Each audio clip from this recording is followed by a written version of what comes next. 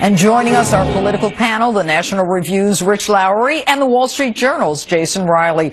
Good evening, gentlemen. You know, the president says that race relations now are better than when he took office. Jason, I'll start with you. Do you agree with that? No, of course not. I think that's laughable. He says it, isn't he, the president? He says a lot of things. No, I don't think they're better. And I don't think he's done much to make them better. I think this president and this administration has shown that they're not really interested in bridging racial divides. Or I should say, they're more interested in exploiting our racial divisions for political gain. And that's what we've seen repeatedly, whether we're talking about Eric Garner or Michael Brown or voter ID laws or criticisms of his administration. This is a president and administration that is very quick to play the race card. And Rich, you're nodding your head. Yeah, I think that's right. Substantively, though, I think the president is right. Person-to-person race relations are probably the best they've ever been in this country. But it's very easy to forget that, because every time someone over the last 6 years has made a criticism of this administration, they've been called racist. And when we have these tragic incidents pop up with the police, they're made into modern lynchings by this anti-police movement with the administration playing along, and all that serves to poison the well.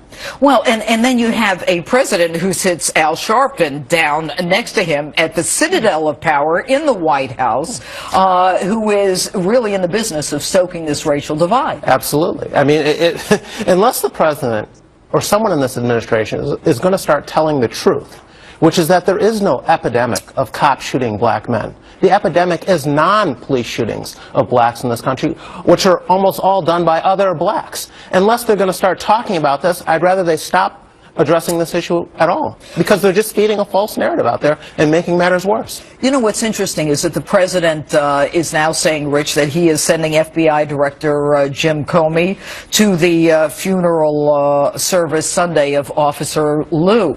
Joe Biden came to Ramos's funeral, but it's like one person as opposed to all of those who were sent from the White House for, Michael Brown and this one and that one, and Eric Holder, the chief law enforcement officer in the country. The other thing that's pretty outrageous is the president still hasn't made an on-camera statement about these assassinations. And if he's going to go out on camera and talk about the grand jury's declining to indict in Ferguson and Staten Island, and those were national events that deserved his voice on camera, these murders did too.